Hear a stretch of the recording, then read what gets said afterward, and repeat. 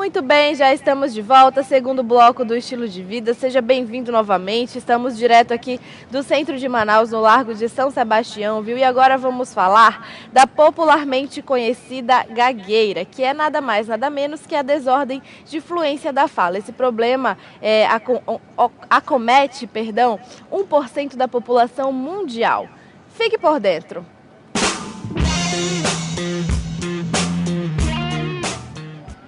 Para falar com a gente sobre esse assunto e contar as novidades no que diz respeito ao tratamento da gagueira, convidamos para vir ao Estilo de Vida a fonoaudióloga Marielle Leite, que já está aqui. Marielle, seja muito bem-vinda ao programa novamente. Bom dia. Bom dia, obrigada pela oportunidade de estar aqui falando um pouquinho sobre saúde pública.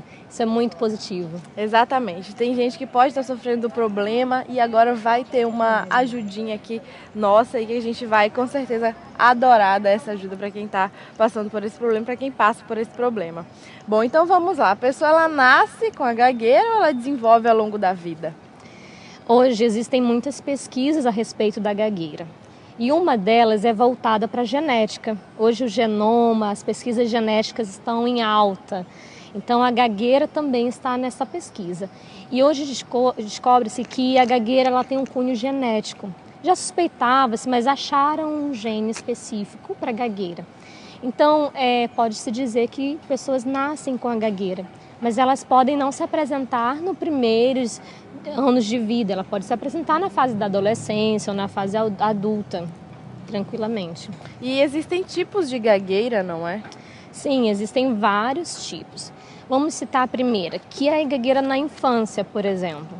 Já viram aquela criança com 2 anos e meio, 3 anos, que está desenvolvendo a fala e aí fica mamãe, começa a gaguejar pequenos momentos, às vezes um dia sim, um dia não.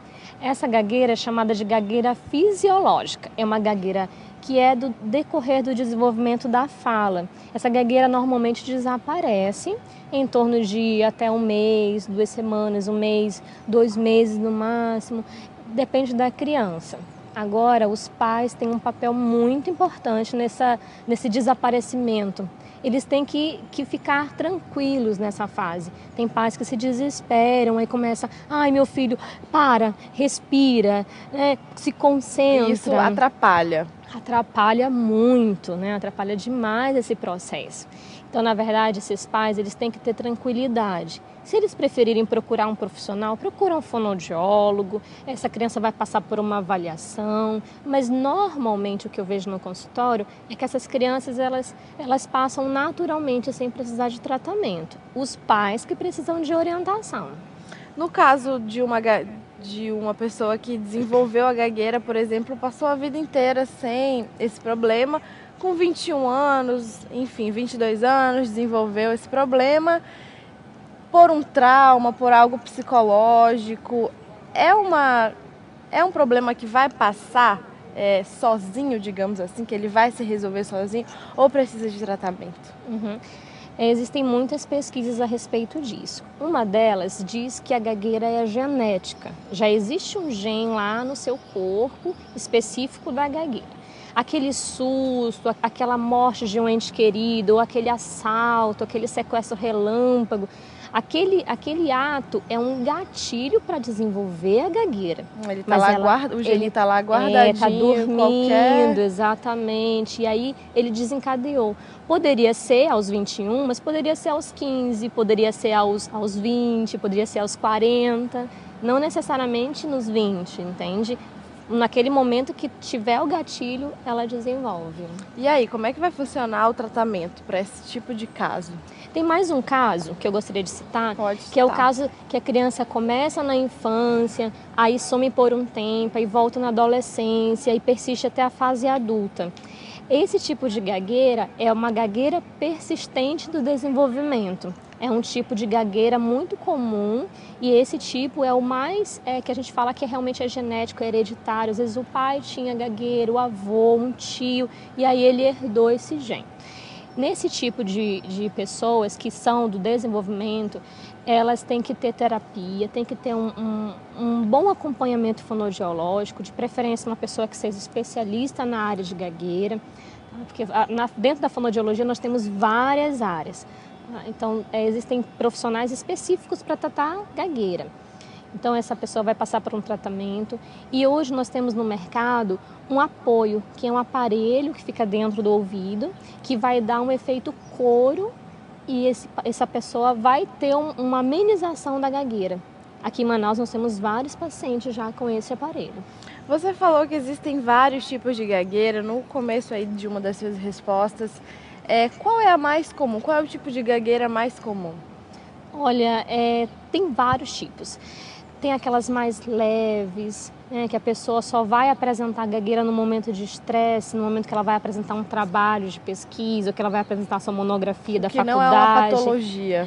É assim... Momentânea. Momentânea. Existem disfluências que é natural, tá? Isso a gente não pode considerar como uma patologia. Todo mundo passa por isso. Se alguém for dar uma entrevista para você, vai ficar nervosa e começar a gaguejar. Sim. Isso é normal. Normal. Tá? Mas existem aquelas gagueiras que são decorrentes, ela atrapalha a vida da pessoa. Ela causa bloqueios. Eu não sei se você já percebeu, aquela pessoa que tenta falar e parece que está preso dentro da boca. O cérebro fala, mas a palavra não sai dos lábios, ela prende. A gente chama de bloqueios. Existem aqueles momentos de repetição, aquela pessoa que fica repetindo fonemas ou letras antes de começar uma frase. Então são vários tipos, que vai desde o mais grave, aquela pessoa até que quando vai falar, ela fica com aqueles movimentos de olho junto, movimentos de lábio, a mandíbula trava. Então tem aqueles bem fortes, bem severos, e tem aqueles mais leves, que acontecem em momentos, acontecem mais vezes do que eu e você, por exemplo, mas são bem mais leves, menos perceptíveis. É verdade que quem sofre desse problema, quem sofre com a gagueira, não tem esse problema ao cantar? É verdade isso ou isso é um mito, mas que todo mundo fala? É verdade, todo mundo fala sobre isso. Na verdade, o cantar não é falar. Cantar, a pessoa está representando algo. Já tem uma letra pré-estabelecida, já tem um ritmo pré-estabelecido, tem uma frequência de voz diferente, já decorou a música. Então é natural que ele não gagueje. Ele não está sendo ele mesmo, ele está representando algo. Mas isso pode ajudar? A música, ela é usada no trabalho, aí, em tratamentos? Mas usamos também. Mas não é o forte, assim, não é o foco, porque você não vai falar cantando. Não é verdade? Você tem que falar no seu tom, na sua frequência, no seu tempo, nas suas pausas corretas, na sua respiração. Cada um tem um ritmo de fala. Então, a pessoa que tem a gagueira, ela tem que trabalhar a fala, não o canto. Entendi, então. Bom, a gente vai para o intervalo agora. Você aproveita a participação da Marielle aqui no Estilo de Vida, manda sua perguntinha. Estamos online aqui no Facebook, viu? Ela responde, com certeza, não responde? Com certeza, pode mandar. Então a gente volta no próximo bloco mostrando aquele famoso aparelho que eu mostrei no bloco anterior, que ele pode ajudar e muito quem sofre com esse problema, viu? Você não saia daí, voltamos já já.